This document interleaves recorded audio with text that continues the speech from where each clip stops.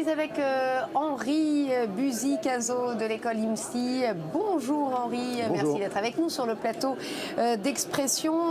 Vous dirigez donc cette école de tous les métiers d'immobilier. Je la préside parce que voilà, je vais pas vous la quitter présidez. parce que j'ai une très bonne directrice. Très bien, très bien. Voilà. On va pas la voilà. Donc cette école qui prépare à tous les métiers de l'immobilier. On a envie de vous demander aujourd'hui, est-ce que l'immobilier c'est toujours un métier d'avenir? Écoutez, un premier constat. Ces dernières années, allez, on va dire les 5 dernières années, nos effectifs n'ont fait que croître. Alors, bon, je veux rendre hommage à l'efficacité commerciale de mes équipes d'ailleurs, parce que l'IMSI est dans une dizaine de villes en France, mais c'est surtout, il faut être très clair, c'est surtout que les jeunes ou les moins jeunes, on a de plus en plus de personnes en reconversion, ont envie d'entrer dans cette grande filière immobilière. Ce sont des métiers qui attirent de plus en plus. Qu'est-ce qui attire? Parce que c'est vrai, on va se faire un peu provocateur, mais c'était beaucoup d'années faciles, notamment du côté des agents immobiliers. Est-ce que c'est cet appât-là qui attire aujourd'hui?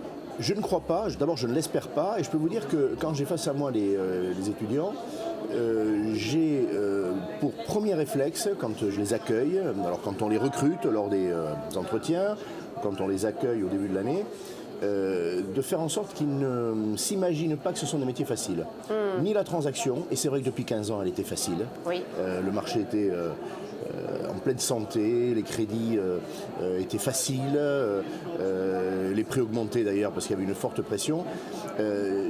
Mais les autres métiers ont pu donner aussi le sentiment, la promotion, la gestion, d'être des métiers faciles. Je ne veux pas qu'on ait ça en tête. D'abord parce qu'il n'y a pas de métier facile quand on est exigeant. Et deuxièmement, parce que les effets de conjoncture, il faut s'en méfier. Il y a toujours des moments où chaque métier est plus facile à faire, des circonstances heureuses. Ce n'est pas ça qui fait l'attachement à un métier.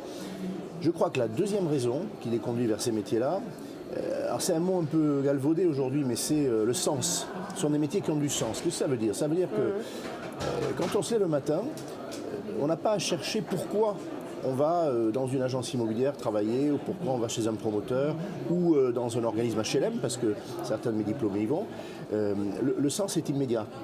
Et les jeunes ont aujourd'hui, on le sait, une quête de sens qui prend même le pas sur l'envie de faire carrière ou de gagner beaucoup d'argent. Une forme peut-être d'indépendance aussi. Une forme d'indépendance, c'est évident. Alors le statut d'indépendant d'ailleurs plaît de plus en plus, mais clairement le sens, oui, effectivement, l'autonomie, son métier de l'autonomie, tout ça, ça plaît beaucoup. On murmure de plus en plus que peut-être ça va être plus compliqué avec notamment cette problématique des transactions dérégulées.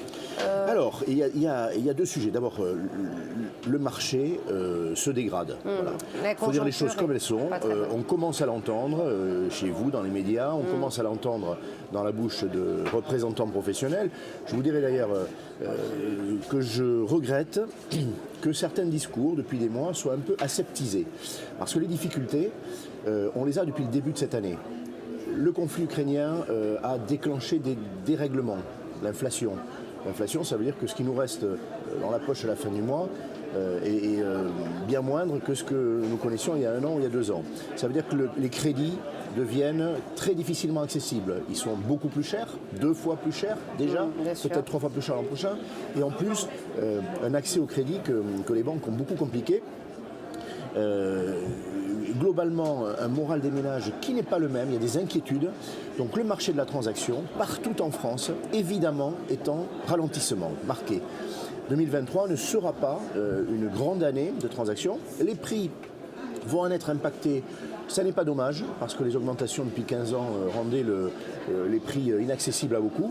Ça, c'est la première toile de fond. La deuxième toile de fond, c'est un risque très important, je le dis solennellement, de dérégulation. Vous avez utilisé le mot. Qu'est-ce que c'est la dérégulation? On est dans un pays où, depuis 1970, plus de 50 ans, la transaction et la gestion sont des métiers réglementés. Ça veut dire qu'il y a des conditions exigeantes pour pouvoir se livrer à ces métiers. Il faut avoir une aptitude, c'est un degré de formation, d'expérience minimum. Il faut avoir une assurance en responsabilité civile pour le cas où on commettrait des erreurs. Il faut sécuriser les fonds qu'on est appelé à détenir. Il faut aussi une obligation de moralité. Voilà, il faut un casier judiciaire vierge. Bon. Ce sont des barrières à l'entrée, comme on dit. elles sont salutaires. Il y a des pays qui nous les envient, parce que le marché immobilier français est l'un des plus sûrs au monde. Et alors, pourquoi on parle de dérégulation? Parce que quand on regarde d'autres pays, et c'est ce que Bercy a vu, les honoraires de nos agents immobiliers en transaction sont plus élevés qu'ils le sont dans d'autres pays. Donc la question qui se pose, c'est est-ce que ça ne vient pas de cette réglementation, de ces barrières à l'entrée qui finalement obligeraient, parce que ça a un coût, à afficher des honoraires plus importants et à pratiquer des honoraires plus élevés. C'est un vrai risque. Est-ce que les professionnels le mesurent? Je crois que oui. À la FNAIM, c'est très clair. Le président actuel, comme celui qui va lui succéder, sont très très clairs là-dessus. Hors de question de lâcher sur ce sujet-là. Mais il y a un péril. Il y a un péril parce qu'on est dans un élan de dérégulation. On veut redonner du pouvoir d'achat aux ménages. On a un président de la République qui est très...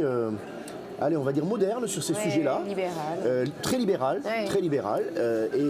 Oui, le risque existe. Voilà. Donc je fais partie de ceux qui font de la résistance là-dessus. Moi, je suis fier de notre modèle sécurisant français. Un petit mot pour terminer, rapide, sur le Conseil national de la refondation. Une très bonne nouvelle. On se plaignait depuis des années, dans ce congrès, chaque année ou ailleurs, que le logement n'ait pas la place qu'il méritait dans la réflexion publique au plus haut niveau et dans les décisions publiques. Bon.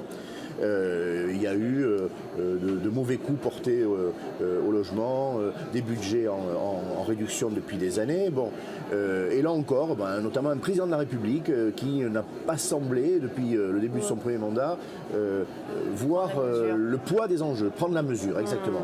Alors, qu'est-ce que c'est le Conseil national de la refondation? C'est ce qu'il a voulu lui-même, ça part d'Emmanuel Macron. Il a confié le pilotage à François Bayrou. Tout le gouvernement y est engagé. Le Parlement aussi, c'est pour reposer les bases de notre pays dans un certain nombre de grands domaines. Et figurez-vous que le logement avait été oublié quand le CNR a été créé il y a quelques mois. Alors c'est réparé, et désormais le logement est le 6e grand sujet que va traiter le CNR. J'ai le grand plaisir, le bonheur de pouvoir contribuer à cette réflexion. Et je pense qu'il va en sortir, je suis sûr qu'il va en sortir quelque chose, parce qu'on est au sommet de l'État. Le président de la République ne pourra pas décevoir. Quand on va lui demander, ça a déjà commencé. C'est extrêmement lié à la transition exactement. écologique. On va lui demander un certain nombre de mesures pour faciliter la transition. On va lui demander de moderniser la fiscalité, l'urbanisme. Il ne pourra pas ne pas faire des gestes significatifs. Donc moi, je suis très heureux de cette initiative. Très bien. Merci beaucoup, Henri. Merci de votre accueil.